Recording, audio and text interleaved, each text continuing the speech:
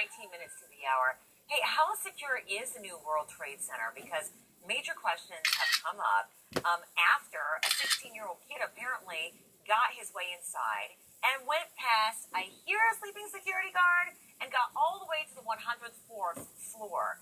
Well, authorities at least know of it, but what does this say about the building that replaces the World Center? Yeah, if I can talk, the World Trade Center, the towers. So Lynn Berry is up early this morning following that story. So how did he first get into the building? He's admitting this, yes? Exactly. He's telling police that he did this, and he gives them a detailed account. And we're talking about the World Trade Center. We're not talking about him sneaking into his girlfriend's house. This is billed as one of the most secure buildings in the country. So we're talking early Sunday morning. He sneaks underneath a 1-foot gap in a fence surrounding the building. He says he climbs up scaffolding, 6 floors, goes up an elevator with an elevator operator, doesn't have an ID, somehow convinces that elevator operator to take him up to the 88th floor.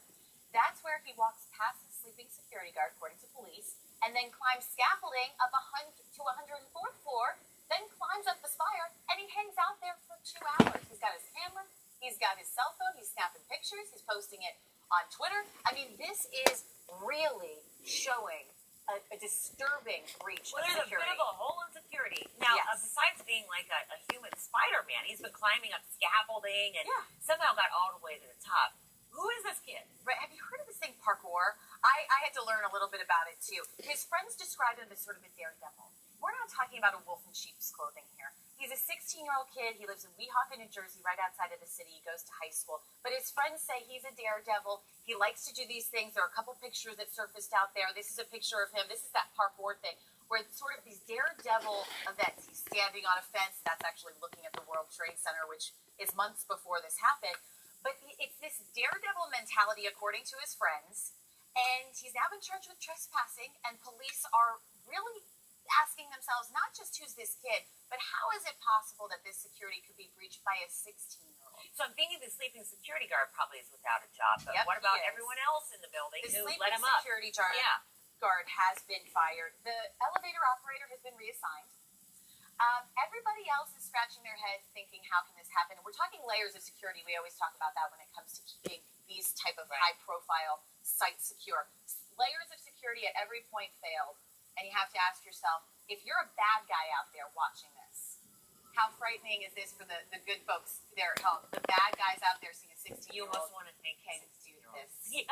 You know it's not going to happen again, or you would hope it won't happen again. But the social media aspect is interesting because we learn a little bit more about him. You see some pictures of him with his friends. He's made his Facebook profile private pretty quickly, and he swept his Twitter feed pretty clean of any pictures that he had posted. But, nevertheless, yes, a 16-year-old kid that breached one of the most secure buildings in our country. I got to run. Lynn, thank you.